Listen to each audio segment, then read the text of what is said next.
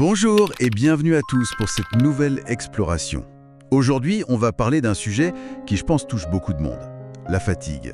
Et ce besoin profond de repos. On pense souvent que la fatigue, ça vient après des moments difficiles, des épreuves.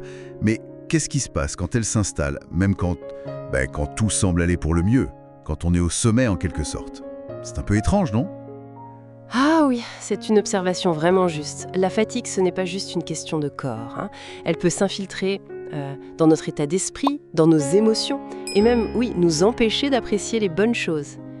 Et l'angle qu'on va aborder aujourd'hui, c'est celui de la perspective chrétienne sur le repos.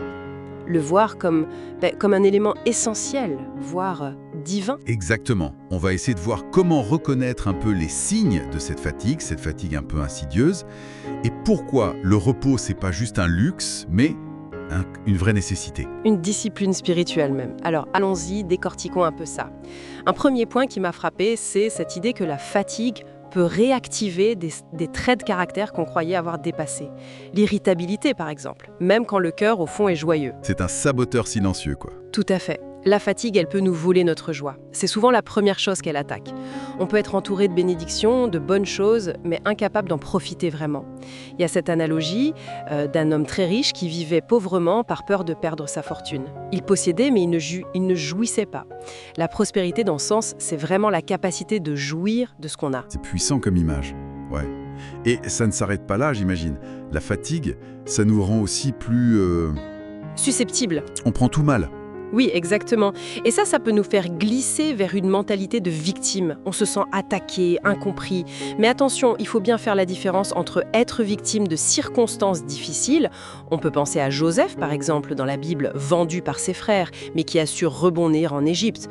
Ou Daniel, jeté au lion pour sa foi, mais qui est resté ferme. Et choisir d'adopter une posture de victimisme. C'est différent. Ni Joseph, ni Daniel ne se sont apitoyés. Ils ont persévéré.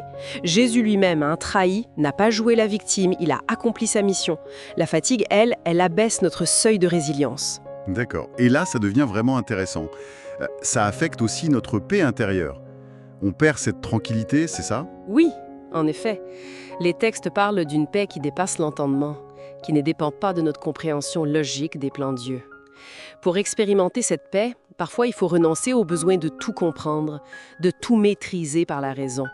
Il faut juste faire confiance et obéir à ce que Dieu nous demande, même si le chemin n'est pas clair. C'est un acte de foi, un vrai. Et le dernier point, peut-être le plus dangereux finalement, les personnes fatiguées abandonnent plus facilement. Que ce soit un mariage, un projet, un appel. Ben oui, c'est le risque majeur. L'épuisement nous souffle que la seule issue, c'est d'arrêter, tout plaquer. Mais souvent, ce n'est pas d'abandonner dont on a besoin, c'est de se reposer. Repos physique, mental, bien sûr, mais aussi ce repos spirituel. Faire sa part et puis faire confiance à Dieu pour la sienne. Lâcher prise sur le contrôle total. Juste une petite pause ici. J'ai besoin de votre aide pour faire connaître cette conversation. Si vous pouviez laisser un j'aime, vous abonner pour ne pas manquer les prochaines explorations, et pourquoi pas laisser un petit mot positif dans les commentaires, ça nous encourage vraiment beaucoup. Merci. Alors, reprenons. Quelle est la perspective divine sur tout ça, sur ce repos? Eh bien, le repos est présenté comme un principe divin dès la création du monde. Dieu lui-même s'est reposé le 7e jour. Non pas parce qu'il était fatigué, bien sûr, mais comme un choix délibéré pour établir un modèle. Le repos, c'est donc une décision active. C'est une discipline. C'est normal de se sentir fatigué parfois, on est humain. Mais ce n'est pas normal de vivre fatigué en permanence. C'est un choix de refuser cet état. Comme le dit le psaume 37, même si on trébuche, le Seigneur nous soutient. On ne reste pas à terre. Ok, donc si on résume un peu, la fatigue, c'est cet ennemi subtil qui vole la joie, la paix, la résilience, et qui peut nous pousser à tout laisser tomber. Mais le repos, c'est l'antidote. Un antidote divinement prescrit. Exactement, c'est tout à fait ça. Le message clé, c'est « Si l'épuisement nous guette, la solution n'est pas forcément de tout abandonner, mais plutôt de choisir activement le repos, sous toutes ses formes, physique, émotionnelle, spirituelle, et renouveler sa confiance en Dieu, dont la force, comme le dit l'apôtre Paul, s'accomplit dans notre faiblesse. C'est dans 2 Corinthiens chapitre 12. Il s'agit de s'arrêter pour mieux repartir, en fait. Voilà, qui donne matière à réfléchir, vraiment. Et ça nous amène peut-être à une dernière pensée.